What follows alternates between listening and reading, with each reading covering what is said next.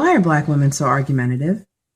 We find any and everything to argue over except something constructive. In fact, we don't consider it a good time unless we've been arguing and fighting with someone over something. We argue in defense of being single mothers. We argue in defense of cursing every other word and being whores because the men do it too. And we argue against accountability for our own actions. And we hide behind God and Jesus to do that with. Only God can judge me.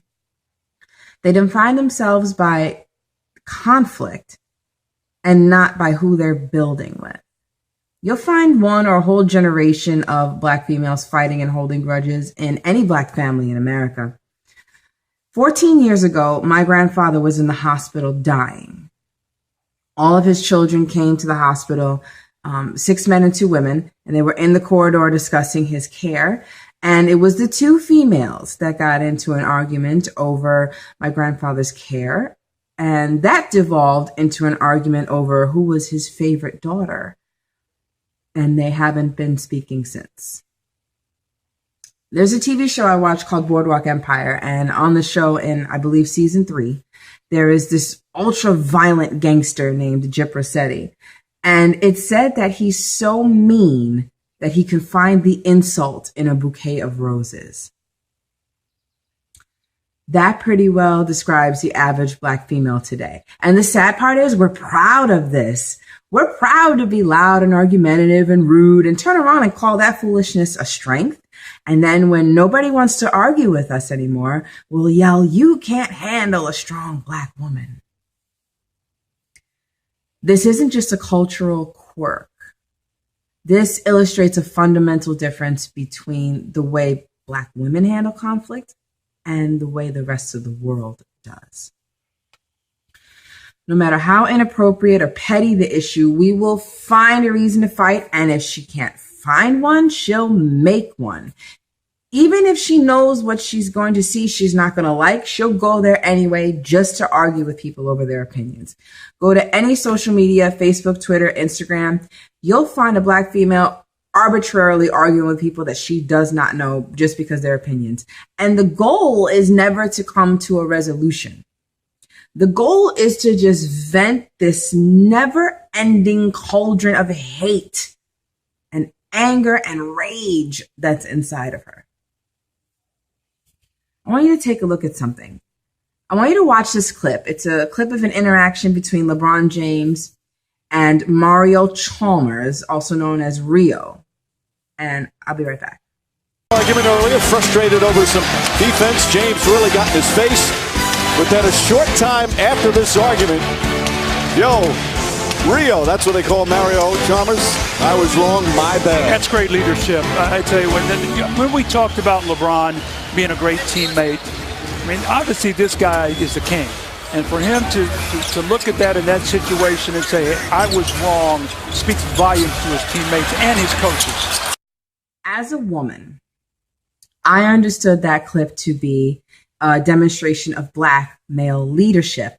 Look how quickly the situation escalated and then de-escalated. And one male was able to say to the other, my bad, bro. I was wrong. I have a question for Black females.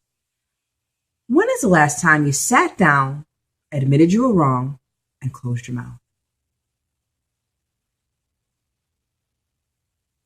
See, LeBron understood that for the sake of his team, he should stand down and apologize for his outburst. And it has nothing to do with money or getting paid to get along well. The ability to stand down and apologize for poor behavior is a character trait.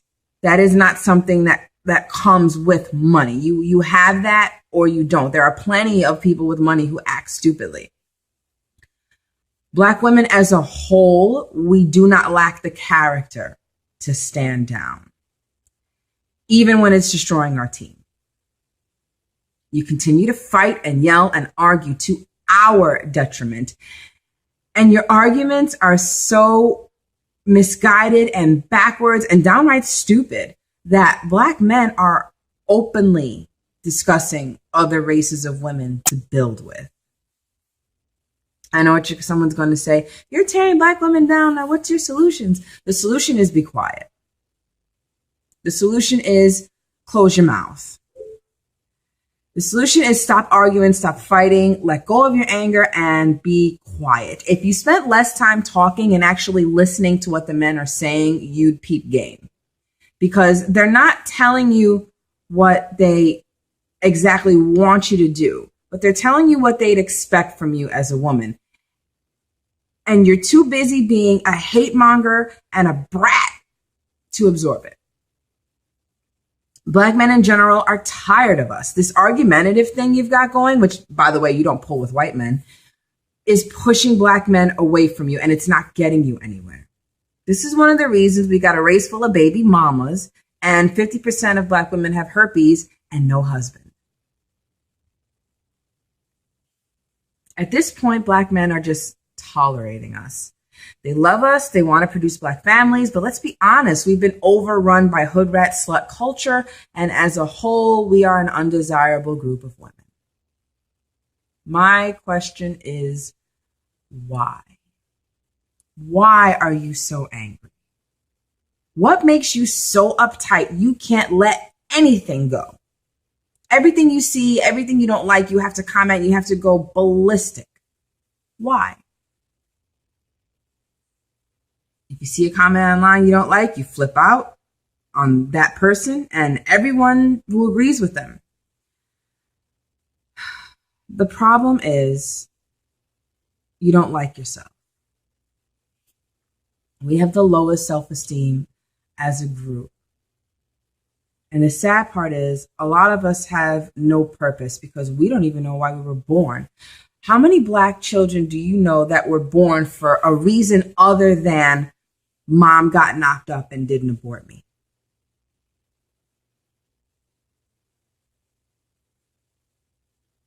I don't care what white women do, and I don't care that white women do it too because their bastard baby rate is not 75%, so I don't care.